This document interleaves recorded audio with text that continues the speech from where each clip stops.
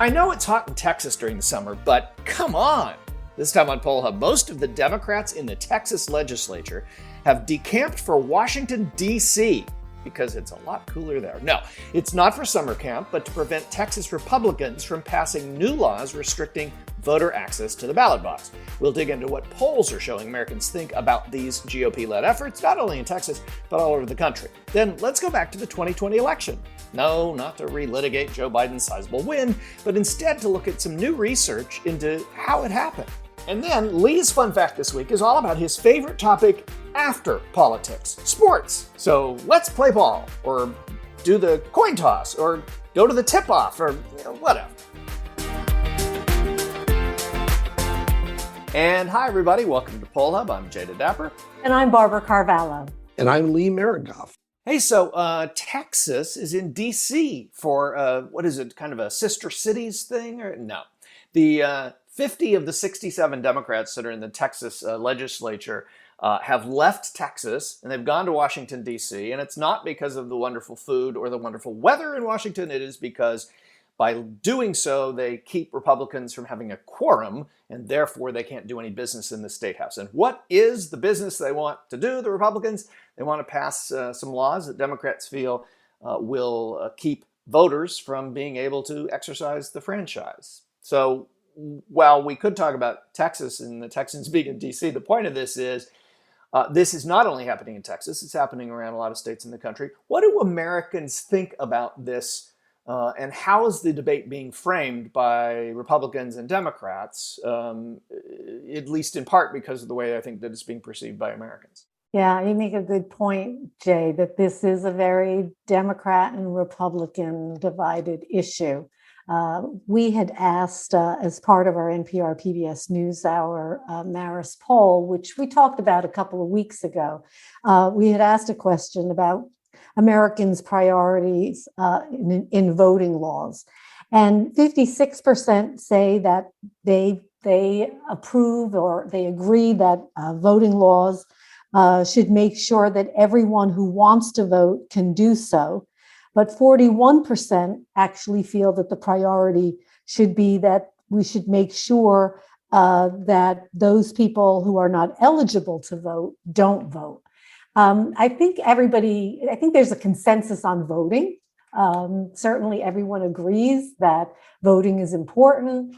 They are concerned certainly about the democracy, but the problem really depends upon whether you want to wear a blue hat or a red hat.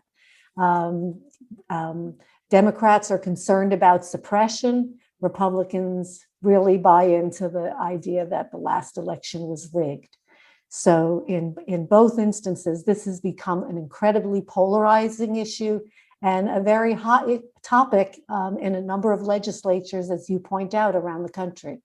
Yeah, I would say that this is, this isn't just happening, as we've said, in isolation, but this is part of a trend that's been going on, with the fake news and alternative facts, a rigged election, a insurrection on the Capitol, a failure of Donald Trump to concede defeat, his non-appearance at the inauguration, and I guess I could go on and on and on.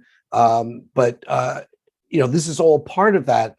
And the realities are, and you can't discuss this fairly without talking what the realities are. Voter fraud, as historically and in recent court cases after the challenges by the Trump team, is not really an issue in America. Voter fraud is not an issue. It's virtually non-existent. I mean, on a percentage basis, it is virtually non-existent. Well, they found a couple cases, in the country, and more times than not, they turned out to be Republicans that were doing it. And it's not enough even to discuss because it's just not, it's not even a drop in the bucket. It's 2 out of 50, 60, 70, 80 million votes cast. Yeah, it was court case after court case, many of whom were Donald Trump judges. We're not talking about, hand-picked Democratic judges, but the Trump team, I think won one of a zillion cases.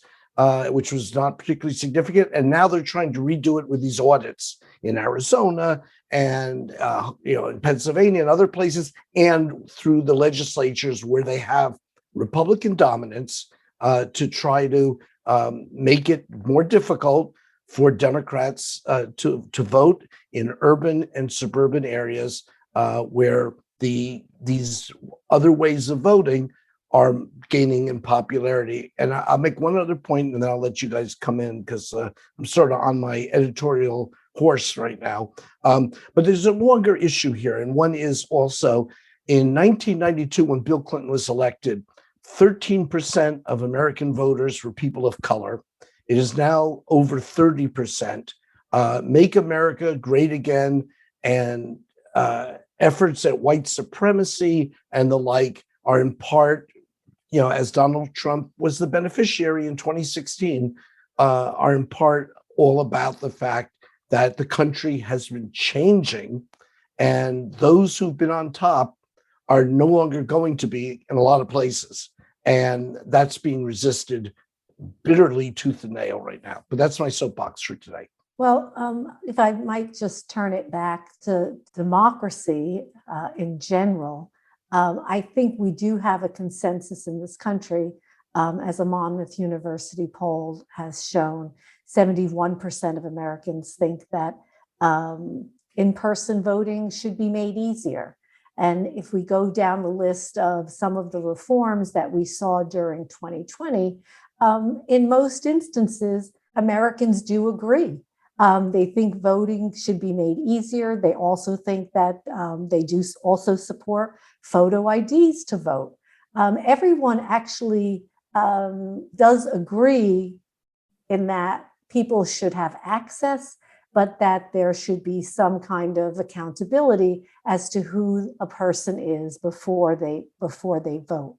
What I think we're seeing is it's almost to the benefit of the bases of both parties to take these positions more at the extreme. For Democrats, it rallies their base, and certainly for Republicans, rigged elections rally their base. So, is this more about voting, or is this just more about plain old power politics and mobilizing, people into action? Yeah, I mean, I think it's like the culture wars. This critical race theory thing that's going around. It's not taught in school systems. And yet in schools, at local school boards, people are coming in and saying, stop teaching critical. Do you know what it is? I don't care what I know what it is. I heard it on Tucker Carlson. We don't teach it. I don't care. You shouldn't teach it. We don't teach it. I don't care. We shouldn't teach it. That is what this is one of those same things. And it's, I don't want to play both sidesism. Democrats have done this in the past, for instance, with Social Security, famously in the mid-2000s, that Republicans are going to take away your Social Security, and there was fairly scant evidence that that was something that was going to happen. But this is particularly pernicious, I think, in that when you look at some of these numbers about what Republican voters self-identified in our poll, the Monmouth poll, the Quinnipiac poll, all fairly recent, and other national polls say a majority of Republicans believe, depending on how the question is asked, that there was widespread voter fraud in 2020. And that the election was rigged. Right. Yes. And Biden is not legitimate. Yes, absolutely. And that's just not factual. And this isn't a tiny number of people. This is a majority of one of the two major parties, members of the two or self-identified people who vote that way, of two major parties in the United States. And I think that's why this goes beyond the traditional playing to your base with an issue, which both parties engage in, and I think is part of politics, and it's no big deal. I think this is different in that it is fundamentally based on a lie that even some Republican officials, many of whom are having to resign or leave the party or leave their offices, acknowledge that this is a lie. Yeah, I would just like to just throw in a couple other points here. I mean, what's going on in Texas and why they came to Washington, there in the hopes that there's going to be some national congressional legislation. And that gets into the whole filibuster issue and the inability of the Democrats, unless they can do something about the filibuster, to actually tackle this at the national level. Joe Biden gave I thought, a very strong speech in Philadelphia this week. Did not bring up the topic of the filibuster, however. And I would also talk about the fact that that's a short run issue, but all this has to do with 22 and 24, the midterm elections, next presidential election. And, the battle is already in place. And one of the things that I do find somewhat ironic is, in states like Florida, a lot of Republicans also vote by mail and early. This isn't 100% to 0%. Like Donald Trump. Yes. So I think, sometimes you have to be in politics, be careful what you ask for, because it can come around and bite you. But anyway, that's where we are right now. Democracy under attack. Which most Americans also agree on. Yeah.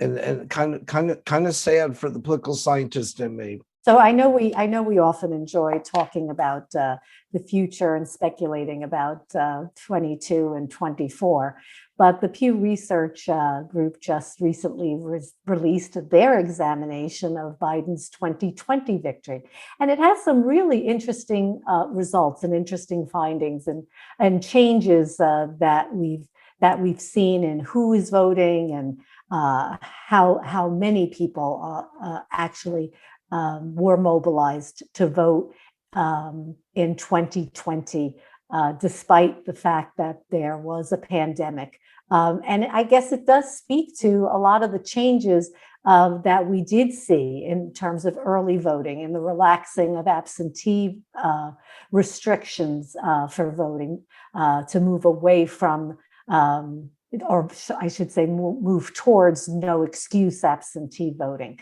So what are some of the highlights that you guys were struck by in this Pew research? Yeah, I just thought that, it didn't show all that much different than what we kind of were taking away from the exit polls and other analyses that were done after the election. We now know conclusively that the gender gap narrowed a little bit. Joe Biden did a little bit better among male voters. He did a little bit better among, the white voters without a college education. Clearly did much better in the suburbs. Donald Trump ran up the score with some Hispanics that people are find interesting and worthy of further analysis. But the election, I think, comes down to a huge mobilization that was out there. And we don't know whether that's going to occur, but we know that the electorate is changing, and we no longer have a majority, I'm sad to say, of voters who are either boomers or of the silent generation. It's time to pass the gauntlet down to the next generation. Because I think you're going to pass the baton. What do you do with the gauntlet? You don't pass the gauntlet. What do? You hurl a gauntlet at your opponent. Well, yes. Maybe that's a wake-up call that they have to now step up and participate. They did more. Younger people. You weren't a Game up. of Thrones fan, were you, Lee? But hang on, guys. We were just talking about this threat to democracy, and we just had a presidential election where 66% of U.S. adults voted in the election. How does that match up? Well, but that's what Lee's talking about, I think, which is correct, is that there was intense interest in this election. And I don't know, we don't know if this intense interest keeps up when someone named Donald Trump is not on the ballot, for instance. We know from our polling, pre-election polling, that a lot of what was driving Democrats to the polls was Donald Trump. They hate him. All of what was driving Republicans to the poll was Donald Trump. They love him. So if he were not on the ballot, does Trumpism live on in other candidates? That's one of the big questions that I think remains to be answered. The generational thing, I agree. We saw a little bit of that in the exit polls. I do think this new Pew research makes it very clear that this very large generation, the largest generation since the baby boomers, which was a giant generation, is now making its move. Do they stay more liberal than than other generations. They are right now. Do they stay that way throughout their lives? There's a lot of research that indicates that how you vote early doesn't change as much as the kind of the conventional wisdom that you get conservative as you get older. That doesn't always happen. There's a lot of research around that. So I think that's one thing to watch. But the thing that stood out to me here is what we just talked about in the last segment. This is what I don't think we knew from the exit polling, or at least I didn't see it in the exit polling. And that is how many people cast ballots by mail or absentee. And it was 46% of the voters. Basically, half of the voters cast their ballots by mail or absentee. And within that group, 40% of them, this was the first time they'd cast their ballot that way. So when we talk about ballot access, this really was a watershed election in changing the way that a large number of Americans voted, cast their ballots. And one other thing I'll say about that, Hispanic and white voters were more likely than African American voters or black voters to cast absentee or mail ballots. So to Lee's point, be careful what you wish for. Black voters are going to troop to the polls based on what we saw in 2020. They're going to go to the polling place just like Republicans want them to. But will Republican voters who were comfortable voting absentee or by mail, will they? I think that's another big open question from what we see from these results. Well, there were other observations in this research too, which had to do with kind of the changing electoral coalitions for both particularly for the Democrats. Biden doing better among suburban voters. We've seen this in the past of white, college-educated voters being somewhat different and more democratic than their non-college counterparts. Any other insights that you take away? I mean, was this not just a watershed election in terms of numbers, but are we also seeing a realignment of voters as well? No, I think we are seeing that. We're seeing it geographically in terms of not just urban, rural, and suburban. We're seeing it in terms of the industrial Midwest versus the Sun Belt, and how the industrial Midwest has been the problem area for the Democrats, but they've broken through in the Sun Belt, particularly in a lot of Senate races where you have, for the first time in a zillion years, Democrats representing a lot of those states that before were Republicans in the Senate, and now not that anymore. But I would also just underscore everything we're saying about the turnout and all that. The 2020 election was occurring during the pandemic, where people were not eager as much to stand in long lines because of a health concern. And that will be interesting to see in 2022, which hopefully the pandemic is totally in the rearview mirror by then. And we'll see if people now revert a little bit more to voting in person at a voting location, or do they continue this way? But this is a battle that is being waged not only at a partisan level, but over the democracy itself. And that's the part that has, the political scientists and a lot of folks, citizen types. In the legislatures and in the courts as well. Yeah, for sure. Switching topics in a dramatic way. Which you like to do each week, Lee. Which I do with a fun fact, yeah. And this one's kind of like an interesting one. Sports with the Euro Cup is and the upcoming Olympics is now coming front and center of some of our attention during the summer. And I know, Jay, I always pick on you because you're such a sports fanatic. I'm sure you have season tickets to most of the professional sports teams. You probably know, I assume, where they play, like who plays at Yankee Stadium. I'm guessing you have that. The Mets. Down the Mets. Okay. So let's take a look at the polls. There was some interesting numbers, and they've changed. If you look back at some numbers, again, with the assistance of the Roper Center at Cornell, their archives, in 2012 versus 2021, in both instances, and I don't think this was surprising, that football is now way out in front as our national pastime. Sorry for you baseball fans, but baseball is not that anymore. And in fact, what I thought was really interesting in this is that in 2012, baseball was number 2, with basketball being 3, and now basketball and baseball are tied. These are favorite sports to watch, just to be clear what you're quoting here. Yeah. This is the favorite. This is what is your favorite sport to watch? Well, that's also generational too. Yeah, and I think there's a lot to be said for, there's a lot of articles right now about being written.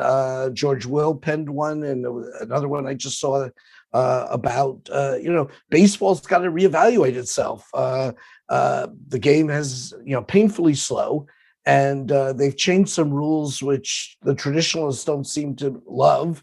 But it's not the action that football and basketball are providing by any scope of the imagination. And I scream at the TV a lot more during football games than I do at baseball games. That's for sure. I think it's important to recognize, though, that it's not just baseball or football. All of the sports viewing's down, remember. We've done polls and stuff. Yeah. So sports has lost, organized sports, professional sports has lost a lot of its hold, especially on the next generation, where video games and esports, esports leagues are making almost as much money as some professional sports leagues, and professional sports leagues are investing in esports. So I think it's not just the sport itself, it's the nature of how we spend our free time.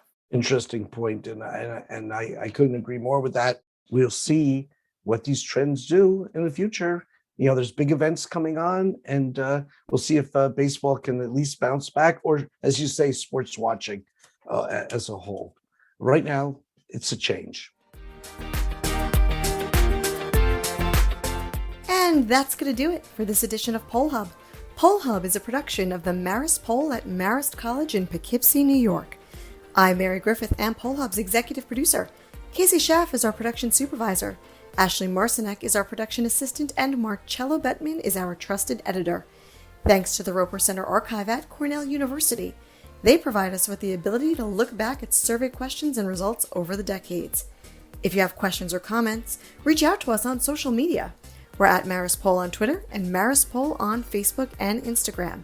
And while you're at it, check out our free series of short online learning modules. The Marist Poll Academy can be found on maristpoll.com. Finally, if you like what you hear on Poll Hub, please consider leaving a review on your podcasting app of choice. Positive reviews help others find us. And while you're at it, go ahead and subscribe. Thanks for joining us. We'll catch you back here next week.